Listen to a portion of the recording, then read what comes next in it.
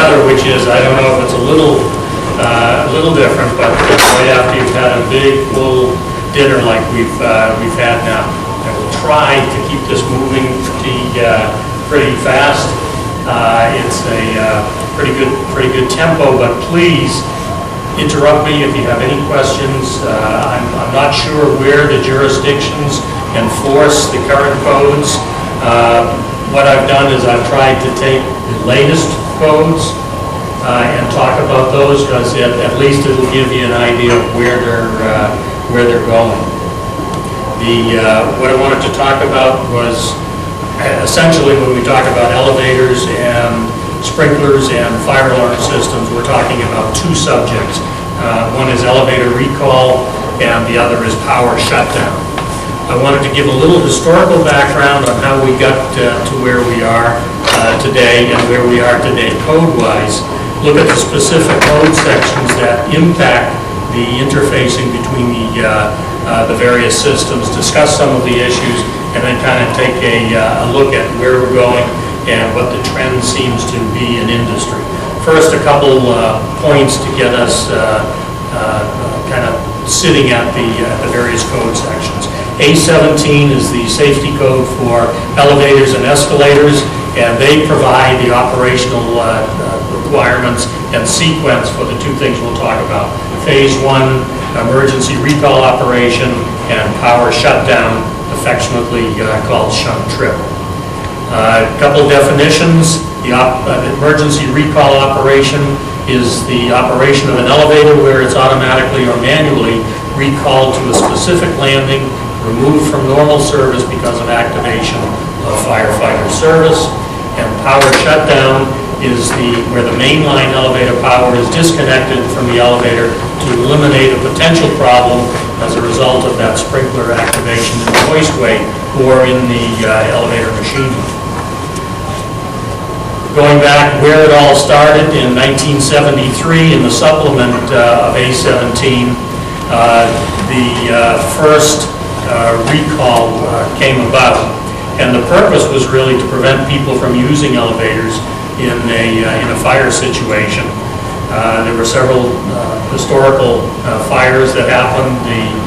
Even though the alarms were going off, people were still using the elevators to go back in the building, some of them arriving on the fire floor. Not a good thing. Responding firefighters to account for elevators, they wanted when the fire service arrived, usually the elevators were recalled to the ground level where the fire service was first getting in. They could account for the elevators. If they could account for the elevators, no people were entrapped. They didn't have to waste resources looking for people. They'd concentrate the efforts on firefighting. The other was to stage equipment, especially in high-rise building, where you get into something that's over 6 stories, let's say, and you get into some of the larger buildings, then it makes sense, rather than lumping up the stairwells, to stage the equipment, the air packs and everything using the elevators. The other is to evacuate occupants with mobility restrictions. Some people just can't use the stairs, and it's surprising that many of us here probably would have difficulty using the stairs. It's not apparent. It's not everybody necessarily that is people using wheelchairs that have maybe emphysema or some other difficulties. The other is to prevent the car from being called to the fire floor. At a certain time with elevators, heat-sensitive buttons were used, and in several cases, fires actually called the elevators to the fire floor because of the heat. Those have since been outlawed and no longer in use, but that was one of the things that prompted the whole code for putting the elevator recall in place. The first issue identified that there is a designated level. That's like I mentioned, usually the ground floor. There's both manual and automatic recall. The manual recall is by the fire service key, where they go into turn it on, and it recalls all the elevators. The other is from smoke detectors in the lobbies. At this first issue, it was only the smoke detectors in the lobbies that was impacted. And this only impacted passenger elevators that had a distance, total distance travel, either above or below of 25 feet above or below the deck. And in 1981, they introduced the alternate level, which meant if there was a fire on that primary level or the designated level, you didn't want to bring the elevator down there. If that detector went off, you'd actually bring it to an alternate floor. In 1984, only the lobby and machine room detectors were to initiate recall. So it introduced the machine room detectors. A17 referred the users to use smoke detectors and install them in accordance with 72E of the NFPA's automatic fire detectors manual. That was part of the alphabet codes at the time, alphabet standards. NFPA now first mentions A17 requirements in the 1987 edition, and it was called NFPA 72A, Installation, Maintenance, and Use of Local Protective Signaling Systems, and the section was specifically called out Elevator Recall for Firefighter Service. That was another one of the alphabet standards that was later condensed into what we know now as NFPA 72 National Fire Alarm Code. 2 elevator zone circuits were identified and required to be terminated at the associated elevator controller. One of the circuits, of course, would bring the elevator to the alternate floor. One circuit, when activated, would bring the elevators to the designated level. In 1989, A17 required smoke detectors in the hoistways, but only when the hoistways had sprinklers.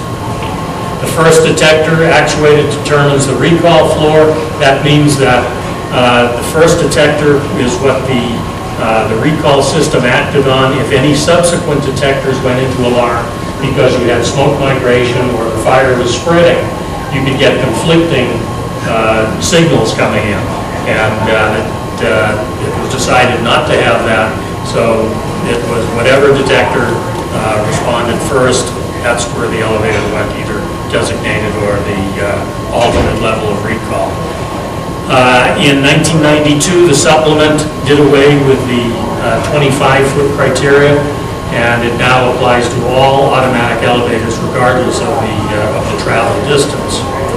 The 1993 edition of National Fire Alarm Code addresses the issues where you had buildings that had elevators but no fire alarm system. And in those cases, you had to have a fire alarm control unit. Essentially, it was a fire alarm control unit, but it was strictly for the purpose of operating elevator recall.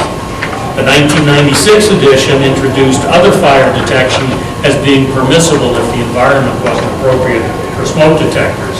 And that means there are, you'd have outdoor instances, or you'd have areas such as up in this climate where you'd have an unheated lobby, and you'd have the smoke detector in an unheated lobby. The temperature could get down below, for instance, the limits to what the detector was tested for.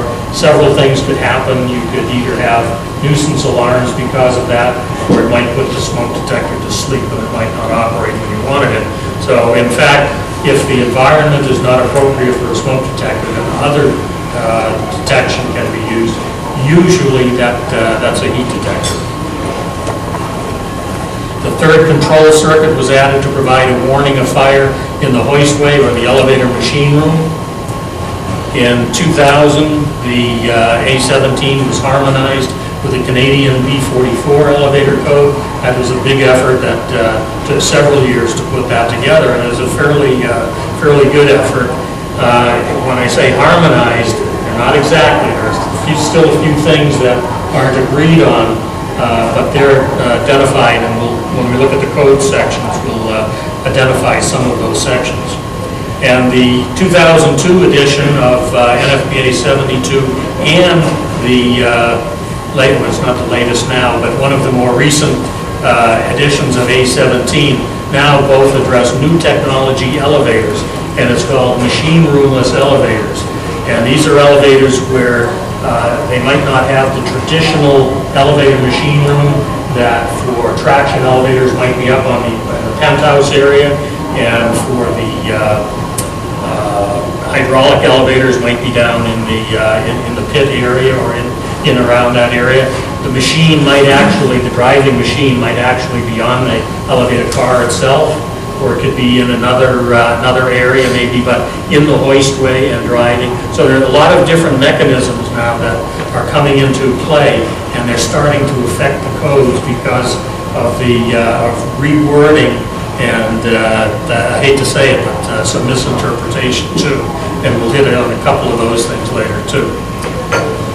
The shunt trip, or the power removal, was first introduced in 1984, and its purpose was to remove the mainline power prior to sprinkler activation.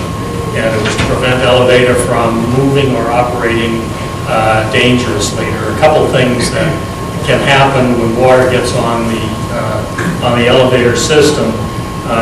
On hydraulics, not so much. You don't have the braking problem, but if the electrical circuits are not protected, you can get shorting and bridging, and it can cause maybe an elevator to operate with the doors open, but operating uncontrollably, and also impacting the braking system on the traction elevators.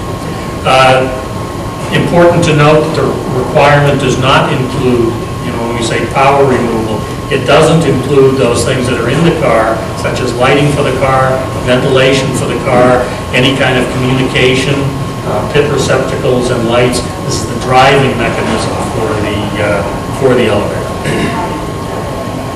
When we talk about what does it take to have an understanding of how these systems interact, you have to look at the driving factor. First of all is the elevator and escalator safety. That's going to kind of pull things together. But the building codes, and NFPA 101 would be also a code that drives this, would actually say install the elevators in accordance with the elevator and escalator safety code A17. And then in turn, the elevator and escalator safety code internally will say install it in accordance with NFPA 13, NFPA 17, the electrical code, or NFPA 72. So you really, when you're looking at doing something in code compliance, you have to have an understanding of how these codes interrelate. One of the difficulties we have is that the codes are out of sync. They're in different code cycles. For instance, A17.1 typically has a 3 to 4 year cycle, and they issue yearly addenda. So there are supplements that will be issued each year, and it's up to the jurisdiction to adopt or not. So you have to know which edition of the code is relevant, that's applicable. And for the NFPA standards, NFPA 72 and 13, they're generally on a 3-year cycle. This year, we skipped a couple years, but generally it's 1996, 99, 2002. It normally would have been 2005, but because of the alignment of getting the codes together and not having them all appear in 1 year, they stretched them out a little. So I think that will go back onto a 2010 would be the next NFPA 72. So is there confusion? Yes, there's confusion in the industry, and basically it's because you can't find all the information in one place. If you're out on the job, you can't go to your back pocket and pull out that code book that has everything there, because you have to go to multiple documents, and you have to use those documents together. Here's where to find them. In A17. Now, one of the things I'm not sure if the chapter will be setting up a repository of presentations. I'll be happy to provide this so you can put it up on the site. In our chapter, the New England chapter, we did that and found that was a good, it was very good reaction to it. And I'll be happy to leave this with you. Thank you very much. So in A17, in section 2.27, you'll find the requirements for phase 1 emergency recall operation. That's the title of it. And in chapter or section 2.8, you'll find the shunt trip and power disconnect requirement. We'll hit on those particular pieces. In NFPA 72, in chapter 6, you'll find 2 sections specifically for elevator recall and elevator shutdown. In NFPA 13, and I'm talking about the 2002 edition, it's a little different than the 2007 edition, and I'm not sure if that's hit the street yet. It's soon. It's under special situations, and it's specifically elevator, hoistway, and machine rooms. So that's really where you get to look at them. Just briefly, the elevators and the pieces that we're going to be talking about is the hoistway. The hoistway includes the pit. We're talking about smoke detectors that cause recall from the elevator lobbies. We're talking about smoke detectors that are in the elevator machine room, heat detectors in the elevator machine room, sprinklers in the elevator machine room, and sprinklers in the pit. So we'll be talking about those things. The traction elevator, very similar. First code section comes from A17, and several things are in this one paragraph, but it starts out with, in jurisdictions not enforcing the NBCC. What would that mean? Does anyone care to guess on what that means? Because that's different from what we're used to seeing. The NBCC is the National Building Code of Canada. Remember I said the codes were harmonized? This is one section that disagrees with the B44 Canadian code, so the wording is such. So this means that this applies to domestically the states.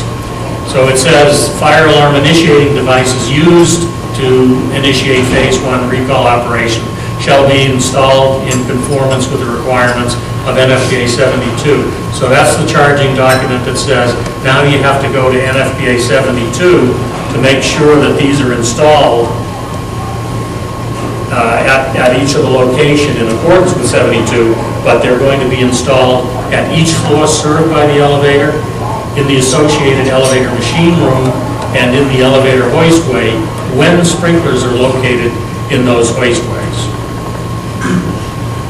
One piece that will repeat time after time is the section that says if ambient conditions prohibit installation of automatic smoke detection, other automatic fire detection shall be permitted. I mentioned that before. That's usually heat detectors.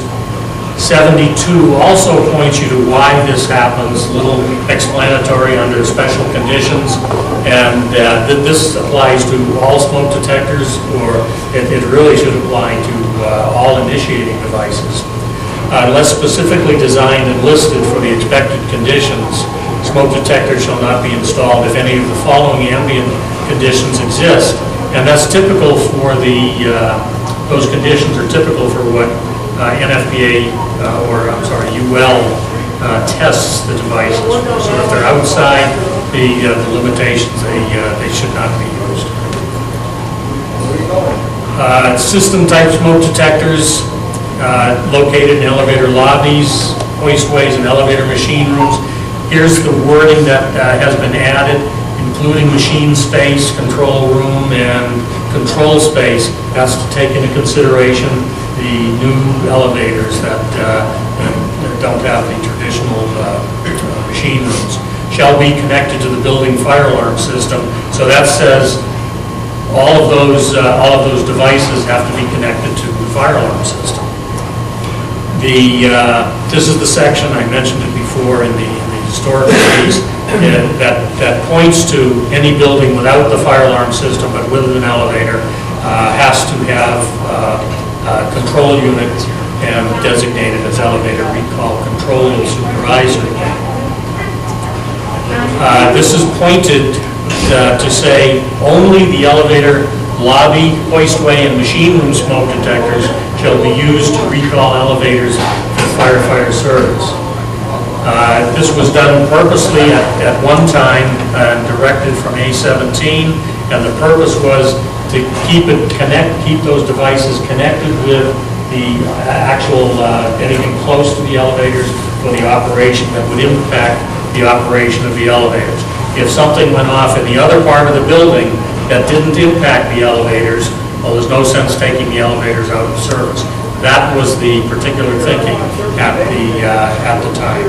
That's why it happens to be in the code now. Regarding placement, lobby smoke detectors will be located on the ceiling within 21 feet of the center line of each elevator door, except if the configurations exceed 15 feet, etc., and it points you to Chapter 5 for placement. Effectively, what that's saying is that if you have 3 elevators in the bank and you take 21 feet from the center line of the door, you draw the arc, you draw the arcs from each of the doors. Where they overlap in this section, anywhere in here would be appropriate to have one detector. And that will suffice to do the job. And in a situation like this, it's a perfect installation. One detector does the job, you mount it on the ceiling, and it's really not a problem. Difficulties come in when you have a situation like this. This happens to be St. Louis Airport. You have 2 floors of parking underneath, and you have this elevator that's just kind of standing in the middle of the floor. And where would you put the smoke detector? Would you mount it up here? Would you mount it on here? Would you tuck it in there? And that's what we're showing. Actually, the choice was to tuck the smoke detector in that location. Is that ideal? Well, maybe not.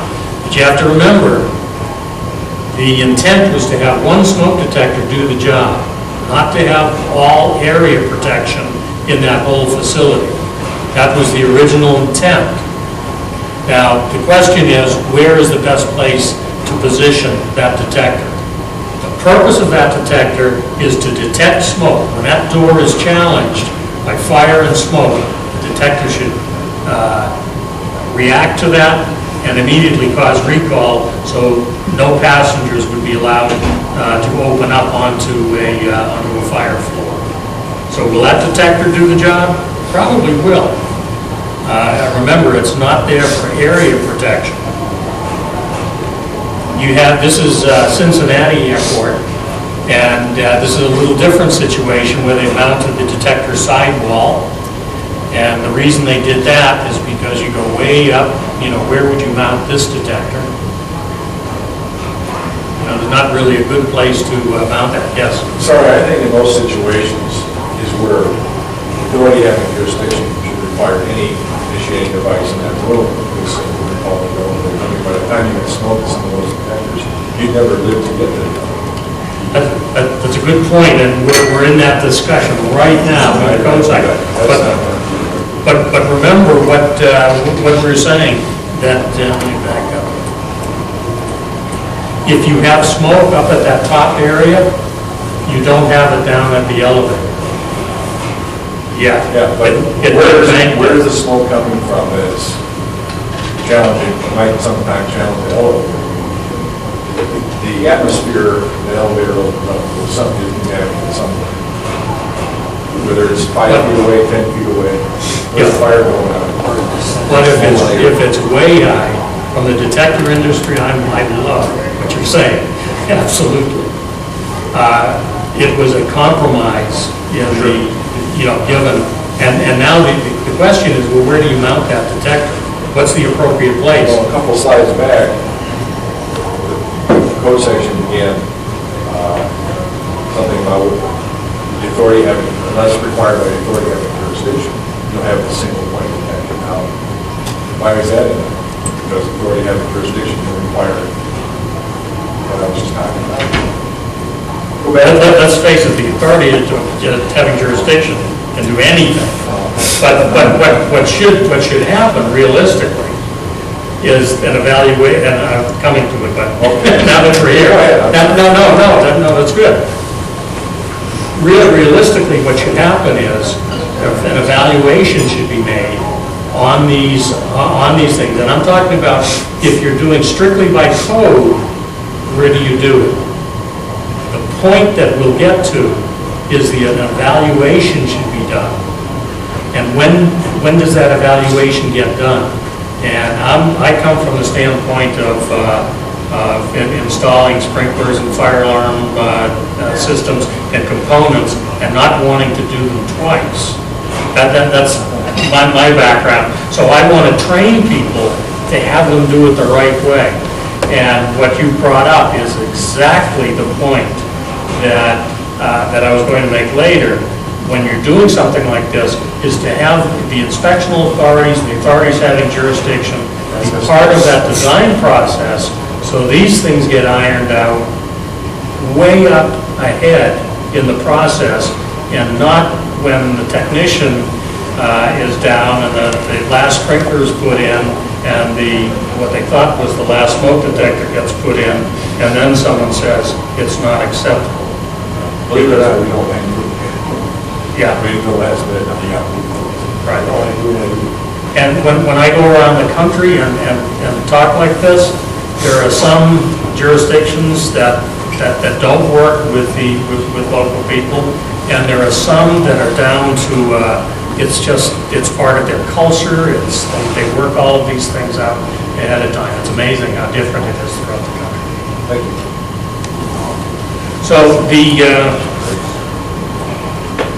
So some of the things that we look at and should be decided on appear also at Logan Airport in Boston. Now, this one doesn't have the smoke detector over the doors, but we're in, yeah. Are you coming to or covering smoke curtains for elevators? They seem to be doing more of them around here. No, we can talk about them. I don't have it in the presentation, Okay. but we can talk about Some of the elevator lobbies are putting in smoke curtains, and generally the smoke detector must be placed within 5 feet of the door, because the smoke curtain is going to be 6 feet from the door. And so your 21 feet would be outside of those smoke curtains. We've had to move a couple. Right. Yeah, that's a whole nother element that's brought into the decision. Is this common? Is it happening around the country? No, as a matter of fact, it's not common. It's common in several areas, but some of the smoke curtains come down actually on tracks beside the elevator, and it's not 6 feet out. It's virtually flush with the doors. They roll down. They have magnetic tracks. The Smoke Guardian. Does anyone know about that? I think it's Smoke Guardian. You're confusing it. You're thinking of a fire shutter or a shutter of some type. What Jack is talking about is actually a Lexan or glass piece that actually traps the smoke in that area. And it would, in this particular instance, you would have some type of awning out with that Lexan, a certain. Oh, no, I did misunderstand you. Yeah. No, as a matter of fact, I haven't seen those. Okay. No, I would be very much appreciative if you could send me something on that. Okay, as mentioning in Boston, Logan Airport, you have a situation like this. It's like a big atrium. You have escalators going up the side. This is going up 80 feet till it gets to the ceiling. And on the ceiling,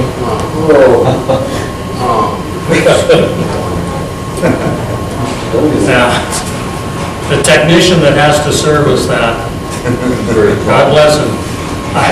This is something, these things shouldn't happen. These things should not happen.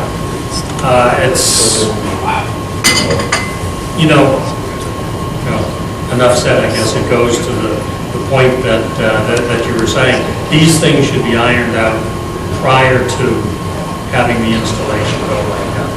Should not happen. NFPA 72, we're talking about the separate and distinct visible enunciation at the control unit to alert firefighters and other emergency personnel, and that's if the detectors in the hoistway where the machine room are activated, that says chances are the equipment, the elevator equipment is going to be challenged.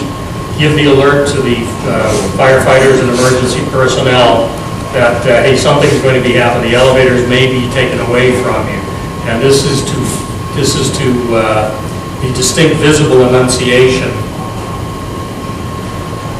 was to flash the fire service helmet in the elevator. It looks a little bit like,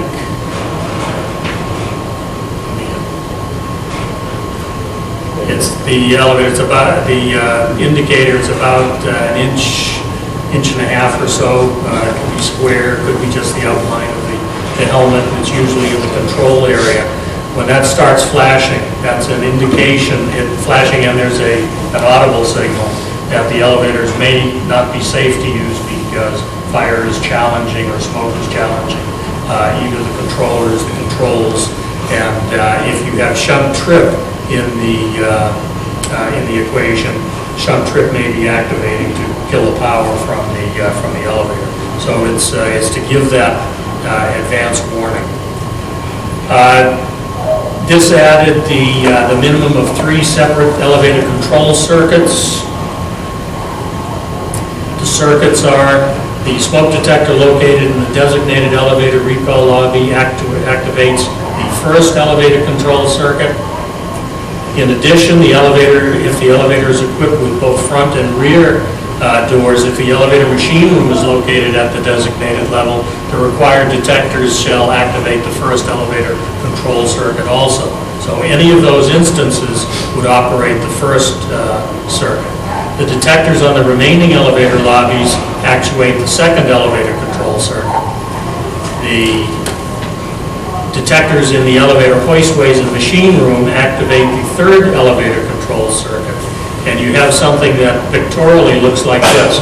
You have your elevator lobby smoke detectors, all except the one in the designated level, and you have your elevator hoistway detectors or an elevator machine room detectors.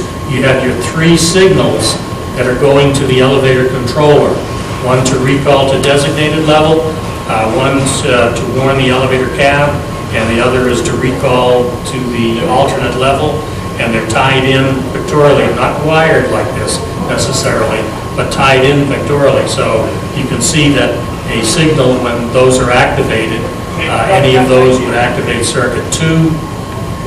Circuit 1 would be activated from the elevator lobby, and if either the elevator machine room or the hoistway detectors were to go off, that signal were to be sent to the elevator controller. The elevator controller takes care of doing the actual flashing and sounding the signal inside the car. Bruce, for many years, we've been removing smoke detectors in elevator hoistways. Many of them were installed and were being maintained simply because they were difficult to get to. And others were installed for automatic actuation of the smoke relief damper at the top of the hoistway. And over the years, the officials have been writing those out, and now I'm seeing the 2002 edition where they're back in the elevator hoistway. What is back in the elevator hoistway? The previous slide showed a smoke detector in the hoistway. Did I misunderstand that? Elevator hoistway detectors. Yeah, detectors, smoke detector, or if it's appropriate, a heat detector. Where are those located? Well, if there are sprinklers, this is only when sprinklers are in the hoistway. Generally, with an A17 compliant installation, you're not going to have sprinklers in the hoistway unless it's the pit. Generally, because if you're installing it in compliance with A17.1, for new elevators, you've got a non-combustible or the combustibility meeting A17, which does not require through, and we'll get to it, but through NFPA 13 does not require the hoistway detectors. As a matter of fact, NFPA 72 says don't put smoke detectors in the hoistway unless either it's sprinkled or you're using it for smoke relief equipment. And if it is, excuse me, and if it is sprinkler, the device could be a heat detector. It does not have to be a smoke detector. It could be a heat detector. Okay. Which would accomplish the automatic power shunt.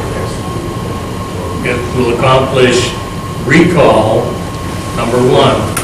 Now you're still using two devices.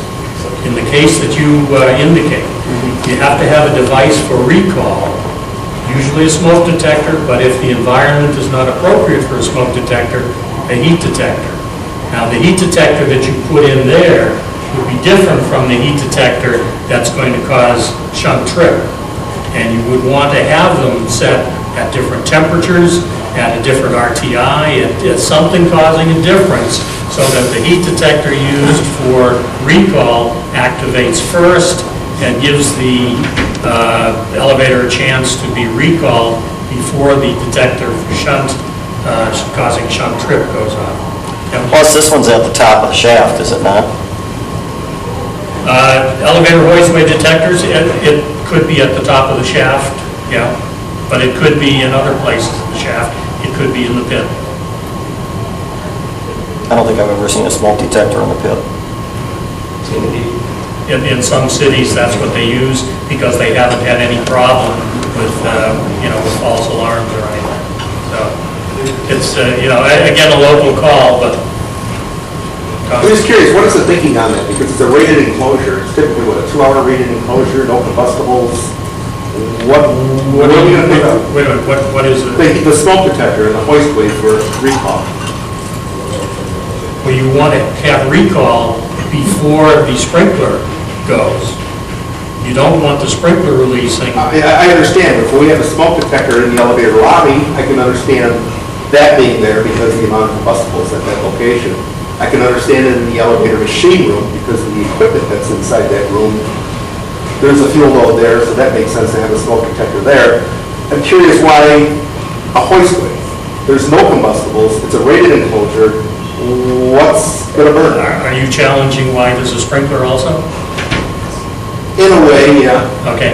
In a way. The reason is because if there is the sprinkler, before that would go off for any reason, you've got to have something to cause recall to get it to recall before the potential of the sprinkler going off that's going to cause a shunt trip. I guess that just puts further credence to delete the sprinkler heads out of the hoistway. I think that's what you're seeing, and I think we'll get there as we go along. What this represents is now we're adding connections between the fire alarm control panel and the elevator controller. And note that depending on where the wiring is done, how the wiring is done, the wiring, and we'll see it in another slide or two, has to be supervised or monitored for integrity. So if you get a break here, you're going to get an indication that the circuit has a malfunction. This could be, the elevator controller could be on an addressable loop, it could be wired, hardwired direct, so there's a number of different wiring schemes that could be used. Speaking about that same thing, this is talking about that supervision, and the listed relay or other appliance connected to the fire alarm system used to initiate the control shall be located within 3 feet of the control circuit or appliance. That's called out in FBA 7.2. And also that relay or appliance shall function within the voltage and current limitations of the fire alarm control unit, and also the installation wiring between the fire alarm control unit and the relay shall be monitored for integrity. And there's an exception that says if you have a maintained circuit, excuse me, that operate on lights power, it shall be considered self-monitoring for integrity. Generally, this isn't done. It was done years and years ago. Generally, it's not done today because you get any kind of vibration or anything like that, and boop, all of a sudden you have either your shunt trip or your recall.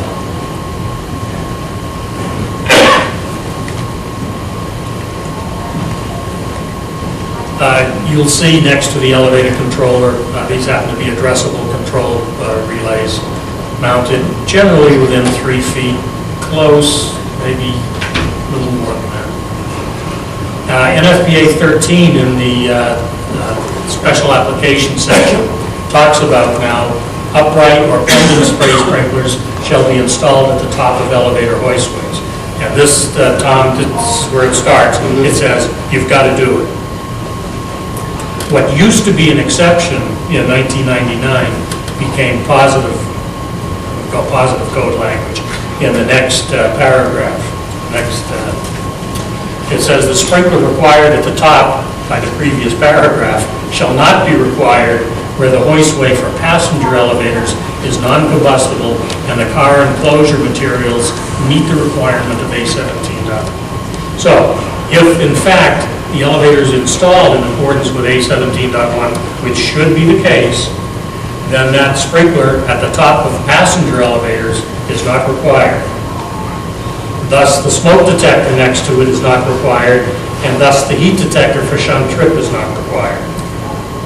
Okay, so in all new elevator installations, passenger installation elevators, that should not be required.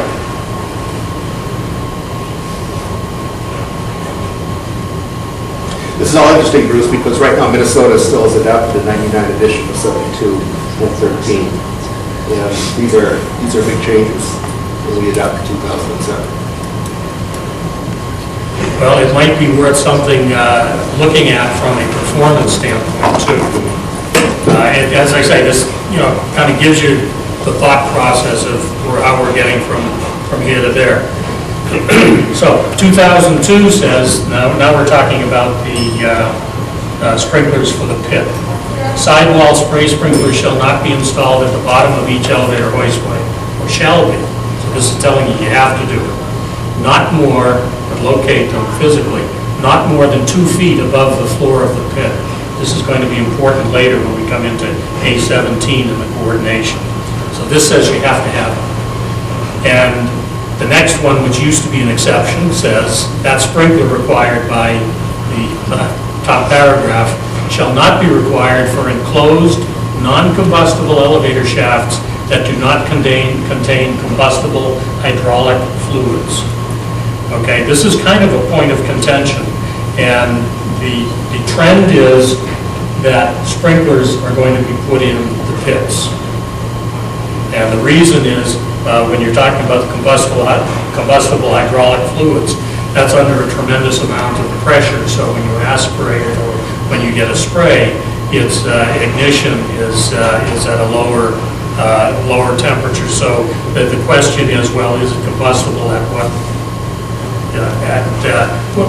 Can you give me your guidance, how you get involved with that? Have you seen any exclusions for?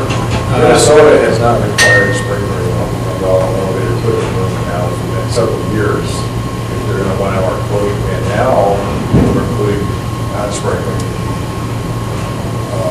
Head house machine with traction elevators, if they're a 2 hour. Okay. Avoid that shunt trip. Yeah. Okay, how about pits? Still has to be in the pit, as of now. Say it again. Still has to be in the pit as of now. Still has to be in the The pit. problem is the trash. That's what I've seen, and that's That's the why, only elevator fire that we've ever had is the trash. that's been my experience also. Motors, fire. That's been my experience also. But so, from what I've seen, generally, there are going to be sprinklers in the pits installed in accordance with NFPA 13 at 2 feet or less.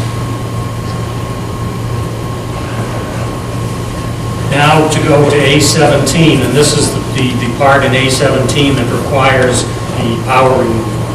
Means shall be provided to automatically disconnect the mainline power supply to the affected elevator upon or prior to the application of water from the sprinklers located in the machine room or in the hoistway more than 24 inches above the pit floor. So what this says is, as long as you install those sprinklers in the pit in accordance with NFPA 13 at that 2 foot or lower level, you don't have to have shunt trip. So effectively what we're saying is, Anything in the hoistway, if it's installed properly, does not require shunt trip. Doesn't trigger the requirement for shunt trip. Now, you can use either water flow switches or heat detectors to operate the shunt trip. If pressure or water flow switches are used to shut down elevator power immediately upon or prior to the discharge of water from sprinklers, the use of devices with time delay switches or time delay capability shall not be permitted. Now, this is a delay we're talking about here. We're going to talk about another delay later on. Two different delays. The delay here we're talking about is the one that you find on sprinkler flow switches that can be set from 0 to, what is it, 90 seconds? 90 seconds is the maximum time that you can have flow without the switch actually activating to send a signal. And the reason for that, and generally they're set about, correct me if I'm wrong, but generally they're set around between 15 and 30 seconds delay. So you will have a water hammer, a surge from maybe pressure in the pipes, maybe if you don't have good backflow prevention, preventers, maybe you have a change in city pressure or something, and you have it causes flow in the piping. The delays are put in there so that you don't have nuisance alarms and nuisance trips. What this is saying is that those delays are not allowed. In other words, you have to have instantaneous, when the water goes, you have to have instantaneous signal to cause shunt trip. That's what this delay is talking about.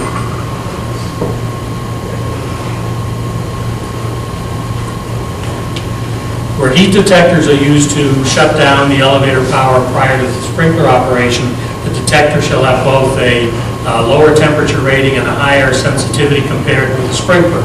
This is called an RTI differential, similar to what you have for the sprinklers. The purpose of this is to have the heat detectors operate before the sprinkler would operate. Generally, and this is an example, this is only to look at the relativity between the sprinkler. Let's use an ordinary temperature rated sprinkler, 165 degree, and then use a 135 degree thermistor-based heat detector, or the similar relationship. And you want that so that the heat detector is going to operate before you get the sprinkler discharge. The location of the heat detectors, if you're using those rather than the sprinkler water flow switch, shall be placed within 2 feet of each sprinkler head. This comes as a surprise to some. And the reason is so you take the same, the proximate environment or temperature as you're sensing at the sprinkler. And alternatively, you can use engineering methods and performance-based methods to determine where the heat detectors are being placed. Generally, we don't get into that, or I haven't seen that in the field very often. This piece, it's a little cryptic. The initiating device is described in 615.4.2, which is the water flow we talked about, and that section 615.4.3, which is the heat detector we talked about, shall be monitored for integrity by the control unit. That means those devices, the sprinkler, water flow switch, and the heat detectors have to be connected to the fire alarm control panel. Now, a little bit of background on the shunt trip and why. We've talked about it a little bit, but the elevator industry, way back when they started, the shunt trip requirements identified, because of several incidents, that shorts on circuit conductors cause uncontrolled and dangerous elevator operation, and then further, wet brakes on traction elevators cause uncontrolled stopping, especially if you're nearing the buffers or if you're coming up into the struts above. And there are several incidents that happen and cause very serious injuries. one old traction elevator braking system. It's kind of like like your car brakes, only a little larger than car brakes. But if you compare it to if you get your car washed and you're taking it out of the car wash and the temperature is 30 degrees or below, and you apply the brakes, and all of a sudden you find, oh, these aren't holding. It takes a little while to grip. That's the same type thing happens with elevators, braking system. When the pads are off the braking surface, you apply water to it, and then you apply the brakes. Once they're held, they won't slip. Theoretically, this is what happens for shunt trip operation. If the smoke detector actuates, let's say it's in an elevator lobby, causes elevator recall. The elevators arrive, they come down to the recall floor, the door is open, heat buildup further causes the heat detector to actuate, then the shunt trip operates, it removes power from the elevator, and then further heat causes the sprinkler to activate. On a great day, that's what's going to happen. I'm not sure if it's great because we're already having a fire incident, but if you're in the elevator, at least you're not entrapped. The concern is the potential of the passengers becoming entrapped in the elevator if the heat detector or water flow switch actuates to cause shunt trip prior to the completion of the recall function. And it's more apt to happen in a high-rise building where there might be less of a time from, especially if it was a fast operating fire, where you're getting to the heat detector, you're getting to the smoke detector, you start the recall, you're coming down, and because it's a fast rising fire, the heat detector operates closely after the smoke detector has operated. And in that case now, you're going to have the elevator on its way down, power removed from it, and you're going to have people entrapped in the elevator. Now that's the concern of having a shunt trip feature in the elevator anyway. Isn't that preferred though over sprinklers going on, all the elevators doing it? I mean, it's better to stop it, isn't it, than keep it running? Yeah, and in the code committees, that's the way I think. But there are several opinions either way, and some coming from fire service too, saying, I don't want to be caught in there. I'd rather have water dumped on the fire, and I'll take my chances in having the car come down or not control. This way, the stop is controlled. Probably find out where the elevator is. Not causing all the short circuits, dangerous operation. Yeah, well, Like a hammer. you're right, and that's what the elevator industry is concerned about. So in some of our, I'll talk about it in a minute, but some of the risk assessments would cover all of these what ifs. There was a task group made up of industry folks from NFPA, from some of the NFPA 13 members and chairman of NFPA 13, and some of industry from the other fire protection phases. We had elevator industry, we had fire service people. Risk analysis was performed on it. And the concern of there were two concerns. One was over temperature of the elevator controller. And if the elevator controller exceeds the temperatures that its components and ICs and everything was exceeded, they've had incidences where where those malfunction and cause the same thing as water would cause on the systems. And that led in part to having Life Safety 101 and some of the other codes conditioned to space where the controllers are, so they'd have ventilation to keep the appropriate temperatures of the elevator controller. So that's partially a help. But still, there was a concern over that, and there were the thoughts of putting what's called an IoT, impending over temperature control, in the elevator controller. So if those components were exceeding their limits, they would cause an orderly shutdown of the elevator system. Then there was the one that really caused it all, was the concern of water from sprinklers may cause brake failure or shorting out of the electrical circuits, as we talked about. The task group recommendations came back, and they voted to exempt sprinklers in elevator machine rooms. There's a big controversy over that. One was the thought of what burns in an elevator machine room, what's the fuel load, what's most likely to be there, and if you've ever been in an elevator machine room, sometimes they do housekeeping and sometimes not. Sometimes there's the overstuffed Naugahyde chair with newspapers and everything beside it. So there is a fuel load there. But if it was maintained in accordance with the code, then there wouldn't be. So there's argument both ways there. So the argument here is if it's maintained and the enforcement is there to keep the elevator machine rooms as they should be, then there's really little to burn except the machine itself. And so when we went through the risk analysis, it was determined that of all of the instances, this would be the least harmful. And when you're looking at trying to find an answer for this, and we're looking for the black and the white, there's black here, there's white here, and there's all this gray in the middle. You just can't come to a definite answer that's going to fix every instance. Secondary, if sprinklers are then installed in elevator machine rooms, because in some cases they would have to be, then the delay of release of water from sprinklers will be required, so recall can be completed first, and that is referred to as the delay strategy, and it was referred to in NFPA 72. I think I'll hit that on the next slide.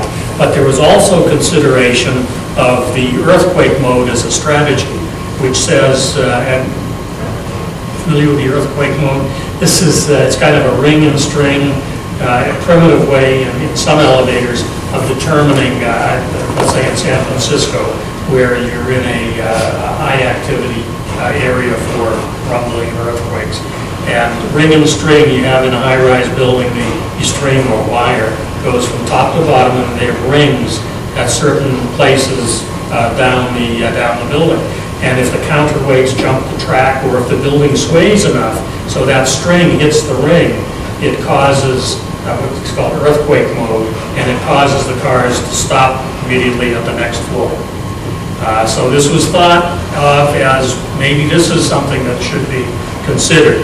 It still doesn't say whether you might stop it at the fire floor or not. But anyway, that was a consideration. It was decided that that was down on the list. In NFPA 72, it kind of hints at this. This is annex material in 2002. It will appear again in 2007. But it says activation of the heat detector used for elevator power shutdown upon activation. There should be, because it's in the annex, a delay in the activation of the power shunt through. This delay should be the time that it takes the elevator cab to travel from the top of the hoistway to the lowest level of recall. That might be different in every building, probably will be, and it might be different in different elevators in the same building. So this has to be, an on-the-job thing where you have to time the elevator and understand that the time that you're going to delay the release of water is going to be that time that it takes from the furthest most point to get it to the floor of recall. It's not mandatory. This is suggested. It would look in kind of a Boolean way of outlining it. It would look something like this. If a smoke detector operates, it would cause recall. If a heat detector operates, it causes recall. When the heat detector goes off, also a timer goes off. X time delay. That time delay is determined per elevator by that time formula we just talked about. So with the heat detector going off and the time delay expired, then two things happen. You get shunt trip, and you also open the valve. This could be on a pre-action system, or it could be a straight valve. It would look like this. Once that were open, it shows it closed, and any of the sprinklers fused, then you get release of water. The issue is the time delay, and what's that going to impact? How is that going to impact the fire and the fire growth? Because you are delaying it. So in the design of the sprinkler system, you want to take into consideration the time that the water is flowing through the dry pipe area. So that takes the design into consideration. Now, the most common thing that people come back and say is, why don't we just take a contact from the elevators and say, hey, when they've arrived, then we'll shunt the power. And the issue there is you may not get that signal, that elevator arrival signal. In other words, you might have a piece of construction that's fallen in the way, the doors might never close, you might not get all the elevators to recall. So it was determined by the analysis that the delay was the best way to accomplish it.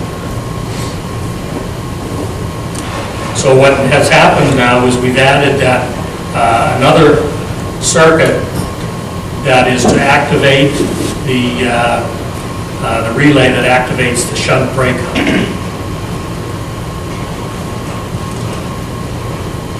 When we did that, when we looked at the testing of it, and when you test the elevators, we found that the shunt trip failed in, I think it was something in excess of 30% of the time.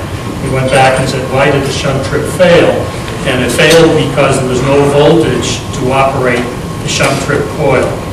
And it was because the voltage was coming from another circuit breaker that someone turned off.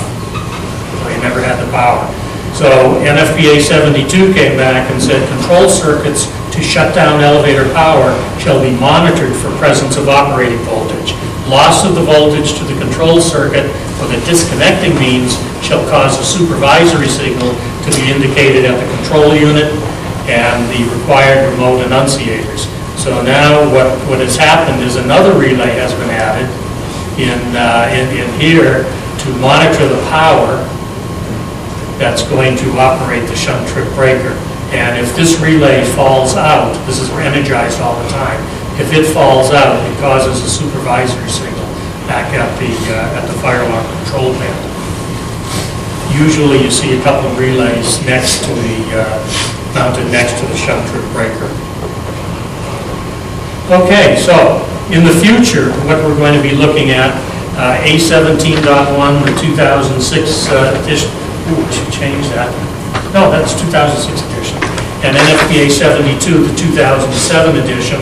Has that hit the streets yet? It's close to coming out. 2006 edition of A17 has not come out yet. It's coming out. Several things are happening as a result of a conference that was held in Atlanta back in 2004, and that's for elevator use in fires and other emergencies, kind of a change of what we've been looking at over the years, to actually use the elevators during fire, not take them out of service, keep them working for occupant evacuation and for firefighter use, and that risk assessment is in process right now. So that's what the future looks like. In the meantime, I've got to tell you that, remember we talked about the piece requiring disconnection of the mainline power supply, but you don't have to do it in the pit if the sprinklers are installed at 24 inches or less. One of the supplements that has just come out, brought to my attention, this is done by the Hoistway Committee of A17, changed the wording. And it was from a task group that tried to address all of the changes that occurred because of the machinery that was put outside of the normal traditional elevator machine rooms. So they tried to cover everything, and they put a very subjective clause in there. And this is something that we in industry are going to have to address. And I'll be getting started on this to try to get that 2-foot back in there as an item. But right now, the way it reads And any jurisdiction that adopts A17.1S, meaning supplemental 2005, and there are several jurisdictions where this has already come up as an issue. It says in jurisdictions not enforcing the units, where elevator equipment is located or its enclosure is configured such that application of water from sprinklers could cause unsafe elevator operation, then means shall be provided to, to cause shut trip. But that is very, very subjective. And, from an industry standpoint, we really have to fix that one. That's another one that comes up. We don't want to see that at the very last minute. And someone says, well, I installed the sprinklers at the 2-foot level below 2 feet. And now you're telling me that's not good enough and I still have to have shut trip? And that's what is happening now, unfortunately. So we're going to have to address that somehow. But I just wanted to bring that to your attention if you happen to see it. You might not have it in this area, but you might be doing work or engineering outside the area that might be impacted by this. So just a heads up there. With that, that was like, as I say, taking a drink from a fire hose. It was a lot to absorb. I hope you got something out of it. Any questions?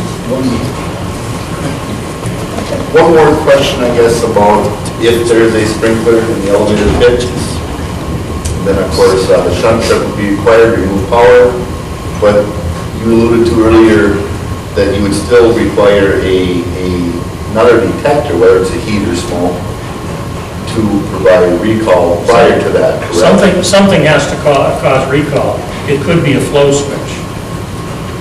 But something has to cause recall prior to the shunt trip operation. Well, okay, now, which installation are you talking about? Are you talking about where shunt trip is required? Where shunt trip is required, yes. If the code's interpreted, that last slide that you showed, Yep. so you have a sprinkler head and shunt trip is required, you would then need another device to initiate recall. Yes. Could be off the flow switch if there's no delay, or it could be off another device, whether it be a smoke or a heat detector, depending upon the environment. Yeah, Okay. yes. Any other questions? With that, I'll make sure a copy of the presentation gets to you, Ed, and you can feel free to hand it out at all. I'll put it in a PDF because the pictures take up a lot of space. Thank you very much. Yeah, thank you.